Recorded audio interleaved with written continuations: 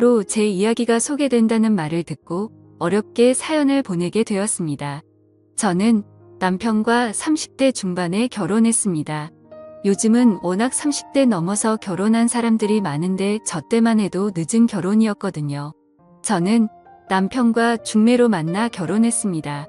그래서 부모님이 엄청 좋아하셨어요. 그래서 결혼하고 딸 둘 낳고 나름대로 잘 살고 있었죠.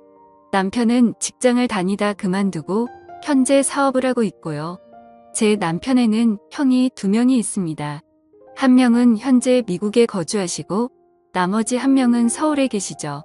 그리고 저희 부모님도 서울에 살고 있어요. 시부모님 모두 건강하게 살아계시고요.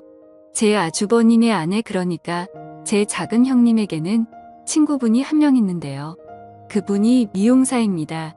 그래서 저도 자주 가서 머리를 했죠. 저희 집에서 그리 멀지 않은 동네에서 미용실을 하시는데 꽤 실력이 좋으시거든요. 그날도 염색을 하려고 미용실에 갔어요. 그런데 문이 잠겨 있더라고요. 잠시 외출했나 영업을 안 하나 생각이 들면서 내일 다시 와야 하는 고민이 들더라고요. 미용실 앞에서 10번 정도 고민하다가 내일 다시 오자 결정하고 집에 가려는데 화장실이 가고 싶더라고요. 미용실 상가 뒤쪽으로 가면 공용 화장실이 있거든요. 그래서 화장실 쪽으로 향했죠. 그런데 화장실 가는 길이 미용실 뒤편이에요. 머리 감는 공간이요. 그래서 머리 감는 공간 뒷문으로 나가면 바로 화장실이 나오거든요.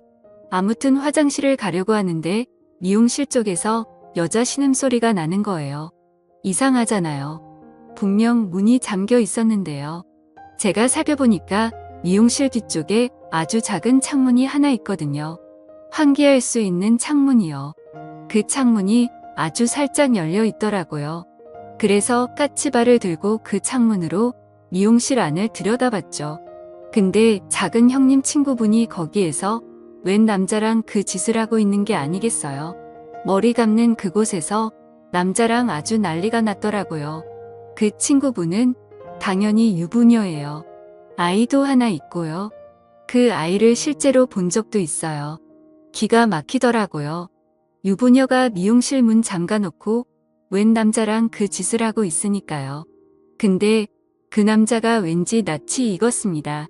그래서 아주 자세히 얼굴을 봤는데 아니 글쎄 저희 작은 아주버님이 아니겠어요? 그러니까 작은 아주버님이 와이프 친구랑 바람을 피우고 있는 장면을 제가 목격한 겁니다. 너무 놀라서 순간 저는 악하고 비명을 질렀어요. 저도 모르게 나온 소리라 당황했죠. 그런데 그 순간 작은 아주버님이 고개를 돌려서 창문 쪽을 바라보는 게 아니겠어요? 그 바람에 작은 아주버님이랑 눈이 마주쳤죠. 저는 눈이 마주치자마자 냅다 도망을 쳤습니다. 바로 택시를 타고 저희 집으로 갔죠. 한 10분 후에 작은 아주버님이 전화를 하시더라고요. 당연히 받지 않았습니다. 그런데 막 10번이 넘어가도록 전화를 하시더라고요. 당연히 다급하셨겠죠. 바람 피우는 모습을 제게 들키셨으니까요. 그래도 받지 않았습니다. 너무 떨리고 심장이 쿵쾅거려서 받을 수가 없더라고요. 그렇게 전화를 계속 받지 않자 문자가 왔더라고요. 전화 좀 받아달라고요. 이야기 좀 하자고 하더군요. 저는 문자도 무시했습니다. 머리가 복잡해서 도무지 아무런 답장도 할 수가 없었어요. 그냥 남편 얼굴 보기도 민망하더라고요. 남편이 유독 작은 아주버님이랑 많이 닮았어요. 그래서 남편 얼굴 볼 때마다 작은 아주버님이 그 친구분이랑 그 짓을 하고 있던 광경이 생생하게 떠올랐습니다. 작은 아주버님은 제가 전화해도 받지 않고 문자도 무시하니까 아주 속이 타셨나 봐요. 저희 집으로 평일에 출근도 하지 않고 직접 찾아오셨더라고요. 처음에는 아예 문도 열지 않으려고 했는데 작은 아주버님을 계속 문 앞에 세워두는 것도 예의가 아닌 것 같아서 문을 열어드렸습니다. 생전 그분이 저희 집에 오시지도 않고 오신다고 해도 뭐 사가지고 오시는 분이 아닌데 그날은 글쎄 과일 바구니를 들고 오셨더라고요. 세상 친절한 웃음을 지으면서 과일 바구니를 저에게 주셨습니다. 남편이랑 같이 먹이라고요. 저는 들어오시라고 하고 커피를 한 잔 타드렸습니다. 작은 아주버님은 뜨거운 커피를 거의 원샷 하시더니 제게 물으셨습니다. 다 봤냐고요? 저는 시치미를 뗐죠. 무슨 말인지 모르겠다고요. 그랬더니 저랑 눈 마주쳤잖아요. 라고 하더라고요. 더는 모른 척할 수가 없어서 이실 찍고 했습니다. 다 봤다고요. 실망이라고도 했습니다. 어떻게 다른 사람도 아니고 작은 형님 친구분이랑 그런 짓을 벌일 수가 있으시냐고. 당장 정리하라고 했죠. 그랬더니 그때부터 작은 아주버님이 정말 사정사정 하시더라고요. 한순간에 실수였다고요. 심지어 그 친구분이 본인을 계속 아주 작정하고 유혹했다고 했습니다. 자기는 안 된다고 거절을 했는데도 계속 작정을 하고 달려들었답니다. 여자가 그렇게 달려드는데 버틸 남자가 어디 있겠냐면서 실수했다고 하시더군요. 바람이고 뭐고 그런 것도 없었다고요. 이미 정리된 관계라고요. 그러니 제발 작은 형님에게 말하지 말아달라고 하셨습니다. 안 그래도 작은 형님에게 말해야 하나 말아야 하나 고민이 됐거든요. 하지만 말하지 말아달라고 부탁을 아닌 심술이 나서 작은 형님에게 당장 고자질하고 싶었습니다. 그런데 작은 아주버님이 그런 제 마음을 읽으신 것 같더라고요. 대뜸 저에게 비밀로 해주면 제 남편이 빌린 돈을 갚지 않아도 된다고 하시더군요. 저희 남편이 사업 시작하면서 작은 아주버님께 돈을 좀 빌린 게 있거든요. 그래서 달마다 조금씩 작은 아주버님께 그 빌린 돈을 갚는 중이었습니다. 솔직히 저도 사람인지라 솔깃하더라고요. 빌린 돈을 갚지 않아도 된다고 하신 이 마음이 흔들린 것이 사실입니다. 아무리 가족이라고 해도 남의 가정일인데 제가 굳이 말할 필요가 있겠냐고요. 그냥 모른 척하는 게 현명한 거 아니겠냐고요. 그래도 대놓고 비밀로 해주겠다는 게 너무 속 보이는 것 같고 왠지 죄책감도 들어서 일단 생각해 보겠다고 했습니다. 저도 생각을 정리할 시간이 필요하다고요. 작은 아주버님이 잘 좀 생각해 보달라고 하시더군요. 그리고 거듭 비밀로 해달라고 하고 돌아가셨습니다. 그때부터 진짜 잠이 오지 않더라고요. 도저히 어떻게 해야 할지 몰랐습니다. 그렇게 고민 끝에 저는 일단 비밀로 하기로 했어요. 작은 아주버님이 다시는 그러지 않겠다고 하시니 믿어보기로 한 거죠. 실수였다고 했으니까요. 그런데 그 말이 다 거짓말이었더라고요. 제가 비밀로 했는데 왠지 찝찝했습니다. 그래서 그 뒤로 몇 번 미용실에 갔죠. 혹시 작은 아주버님이 또 계실지도 몰라서요. 그런데 글쎄 작은 아주버님이 또 미용실에 앉아 계신 겁니다. 작은 아주버님이 그 친구분이랑 커피를 마시고 계셨는데 아주 다정해 보이더라고요. 누가 봐도 사랑을 나누는 연인 사이였습니다. 그 모습을 보고 바로 다음 날에 작은 아주버님께 전화해서 따졌죠. 친구분이랑 만나고 계신 거 다 봤다고요. 왜 거짓말 하시냐고요. 왜 정리를 안 하세요? 그랬더니 아주버님은 정리를 하려고 했는데 그 친구분이 자기랑 헤어지면 죽겠다고 했답니다. 그래서 도저히 정리할 수가 없었대요. 그런데 시간을 주면 반드시 정리하겠다고 하시더군요. 그때부터 왠지 저도 모르게 작은 아주버님이랑 공범이 된 것만 같아서 죄책감 때문에 남편 얼굴도 잘 볼 수가 없었어요. 그래서 고민하다가 그 친구분을 찾아갔습니다. 그리고 아주 잘 타일렀어요. 작은 형님을 생각해서라도 이러시면 안 된다고요. 제발 작은 아주버님이랑 정리하시라고요.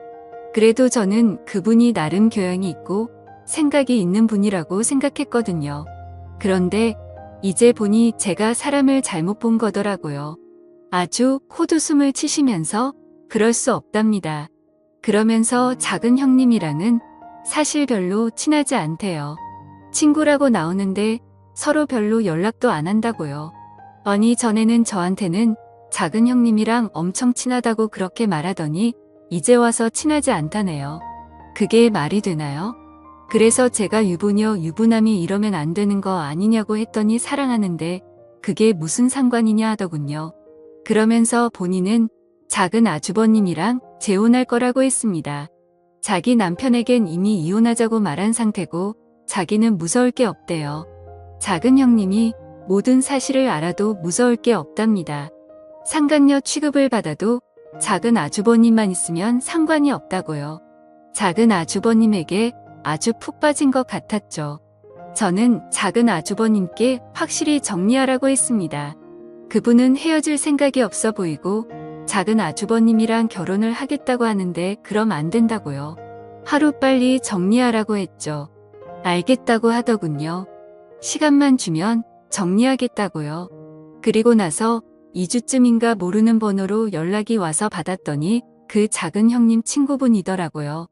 무슨 일이냐고 물었더니 만나자고 하셨습니다. 할 말이 있다고요.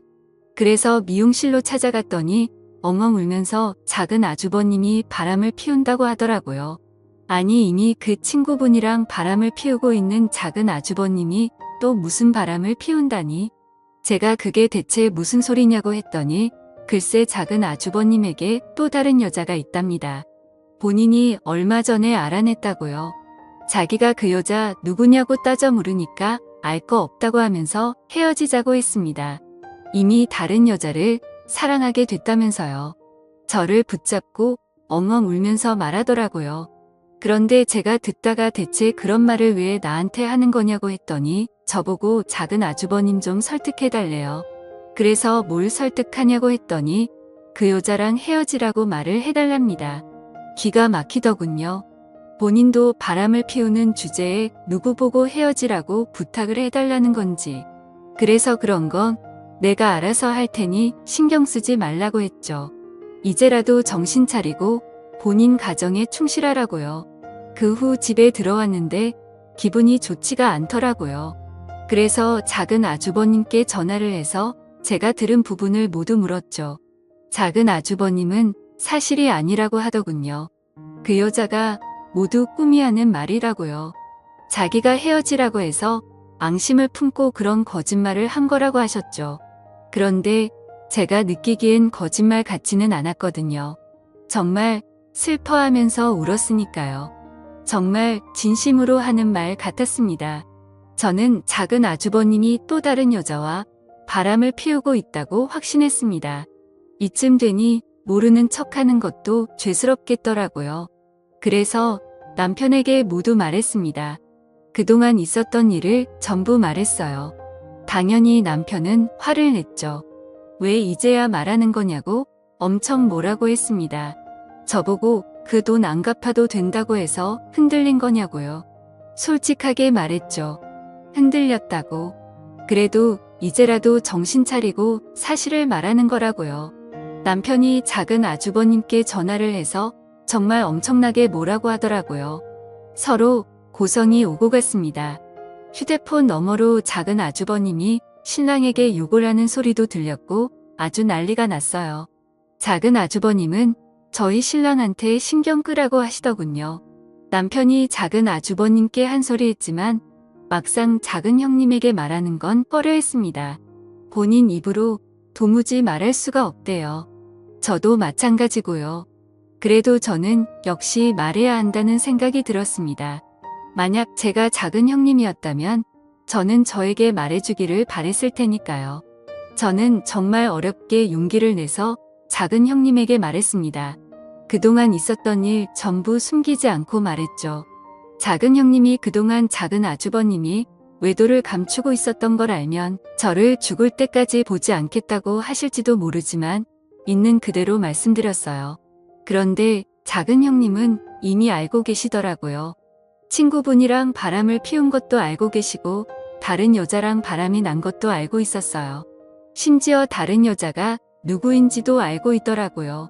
글쎄 회사 경례랍니다. 나이가 40대 초반이래요. 10살은 넘게 차이가 나는 여자랑 바람이 난 거죠. 더 기가 막힌 것은 바람이 이번이 처음이 아니라는 겁니다. 결혼 생활하면서 작은 아주버님이 엄청 많은 바람을 피웠다고 하더라고요. 그걸 알면서도 작은 형님은 지금까지 모른 척 눈 감아준 거였고요. 작은 형님은 저에게 조금 실망했다고 했지만 이제라도 말해줘서 고맙다고 하시면서 자기를 도와달라고 하셨습니다. 어떻게 도와주냐고 했더니 자기 계획을 말씀하시더라고요. 알고 보니 이미 작은 형님은 많은 부분을 계획하고 계셨죠. 일단 작은 아주버님이 작은 형님 이름으로 구매했던 아파트 2채를 모두 형님이 파셨대요. 작은 아주버님이 사업을 하면서 돈을 조금 모으셨거든요. 그런데 세금을 내야 하니까 작은 형님이 이름으로 아파트를 산 거죠. 그래서 작은 형님이 그 아파트를 몰래 판 거고요. 작은 형님은 작은 아주버님 몰래 이사를 하실 계획이었어요. 아무도 모르는 곳으로 몰래 떠나실 계획이었던 거죠. 그런데 그러려면 작은 아주버님이 오랫동안 집을 비우셔야 하는데 정말 작은 아주버님이 엄청난 짠돌이였거든요. 그래서 꼭 점심도 집에 가서 드세요. 웬만하면 외식도 잘 안 합니다. 기가 막힌 건 지금까지 수많은 여성들이랑 바람을 피워도 그 여자들이랑 여행 한 번 안 갔답니다. 평소에는 밥도 항상 집에 와서 먹고요. 저는 그런데도 어떻게 바람을 피울 수 있는지 신기하더라고요. 아무튼 그래서 작은 형님은 작은 아주버님이 오랫동안 집을 비울 신반이 있어야 한다고 하셨어요. 그동안 포장 이사를 불러서 이사를 해야 하니까요. 엄청난 계획을 저보고 도와달라고 하시더군요. 도와주면 지금까지 침묵했던 부분을 모두 용서해 주겠다고 하시면서요. 고민이 많이 되었습니다.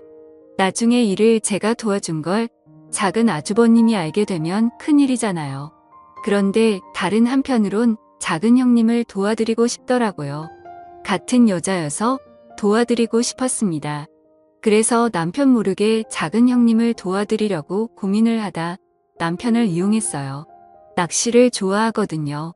그래서 작은 아주버님 데리고 낚시를 다녀오라 했습니다.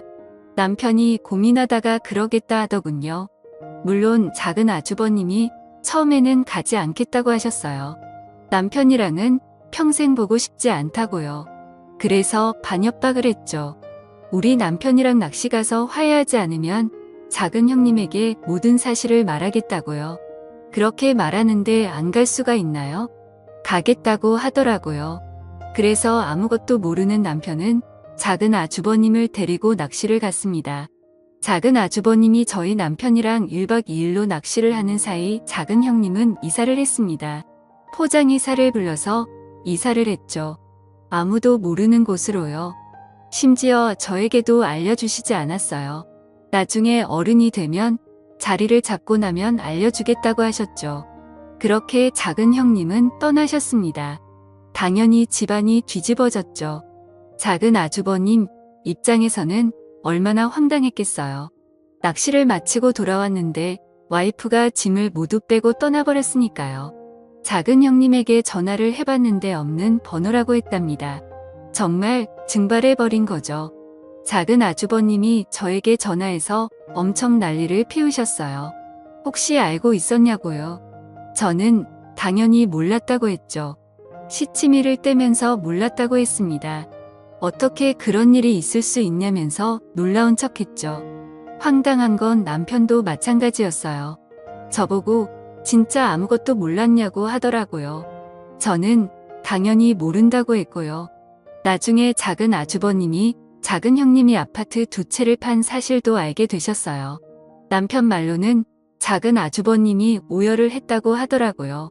나라를 잃은 사람처럼 통곡을 했다대요. 작은 형님을 잡으려고 해도 어디로 갔는지도 모르고 번호도 모르니 잡을 수가 없다고요. 그리고 나서 한 달 후쯤인가 작은 형님이 저에게 전화를 하셨더라고요. 본인은 아주 잘 지낸다 했습니다. 현재 지방에 계시다고 했어요. 어디 지역인지는 말씀해주지 않으셨고요. 나중에 작은 아주버님이랑 정리가 되면 말씀해주겠다고 하셨죠.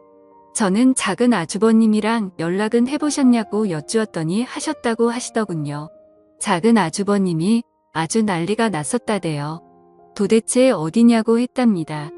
본인 돈 가지고 오라고요. 작은 형님은 그냥 이렇게 살자고 했답니다. 굳이 이혼할 필요 없다고요. 각자 이렇게 떨어져서 각자 인생을 살자고요. 그렇게 하는 것이 더 편할 것 같긴 하겠더라고요. 차라리 이혼을 하는 게 낫지. 작은 아주버님이 절대로 안 된다고 돌아오라고 했지만 소용없었죠. 돌아갈 생각이었다면 애초에 작은 형님이 그런 계획을 세우지도 않았을 겁니다. 그 일로 인해 작은 아주버님은 지금까지 바람을 피셨던 것을 시부모님께도 들키게 되었습니다. 그래서 또 한바탕 난리가 났었죠. 그리고 시부모님이 작은 아주버님이랑 저희 부부를 불러서 이게 대체 무슨 일이냐고 화를 내셨어요. 그리고 작은 아주버님에게 지금까지 밖에서 어떤 짓거리를 하고 돌아다니길래 이런 사단이 난 거냐고 하셨죠. 시아버지께서는 너 같은 자식 필요 없으니 다시는 본인 눈에 보이지 말라고도 하셨어요. 그 소식이 미국에 계신 큰 아주버님에게도 들리셨나 봐요. 당연히 큰어머니께서 말씀을 하셨겠죠. 남편 말로는 큰 아주버님이 작은 아주버님께 전화를 해서 엄청 욕을 하셨게요. 부끄럽다고 하시면서 평생 반성하며 살라고 했답니다. 재수씨 괴롭히지 말라고요. 그냥 그렇게 살라고 했답니다. 작은 아주버님도 큰 아주버님에게는 꼼짝 못해요. 그래서 그 말 듣고 더 이상 작은 형님을 괴롭히지 않는 것 같더라고요. 어느 정도 상황이 정리가 되니까 작은 형님이 아무에게도 말해주지 말라면서 사는 곳을 말씀해 주셨습니다. 작은 형님은 제주도에 계셨죠. 작은 형님은 작은 아주버님이 자신이 사는 곳을 알 수 없도록 작은 형님 어머님 이름으로 집을 구매했다고 했습니다. 그래야 절대 모른다면서요. 그래서 전 남편에게 친구들이랑 놀러 간다고 말하고 작은 형님을 보러 제주도에 갔었어요. 형님이 편안하게 사시는 모습을 보니 안심이 되더군요. 저는 남은 인생을 편하고 즐겁게 보내시라고 했죠. 가끔 이렇게 찾아오겠다고요. 작은 형님은 흔쾌히 그러라고 하셨습니다. 남편은 제가 작은 형님이 어디에 있는지 알고 있다는 사실을 눈치챘는지 저에게 가끔씩 물어봅니다. 작은 형님이 대체 어디에 있냐고요. 서로 연락하고 지내는 거 다 안다고요. 저는 절대로 모른다고 했죠. 절대로 알려고 하지 말라고요. 계속 묻다가 제가 말을 하지 않으니까 더는 물어보지 않더라고요. 돌이켜 생각해보면 후회되고 부끄럽습니다. 진작에 작은 형님에게 사실을 말하지 않은 부분이요. 그것만 생각하면 정말 얼굴이 화끈거려요. 작은 형님은 그럴 수 있다고 본인이었어도 말해주는 게 어려웠을 거라고 다 이해한다고 했지만 그럼에도 부끄러운 것은 사실이에요. 그나마 일이 이렇게 잘 끝나서 다행이죠. 제 이야기를 들어주셔서 감사합니다. 집안에 좋지 않은 일이라서 말을 꺼내는 게 조심스러웠어요. 제가 잘못한 부분도 있으니까요. 하지만 같은 여자로서 통쾌한 부분이어서 이렇게 익명으로 사연을 보내게 됐습니다.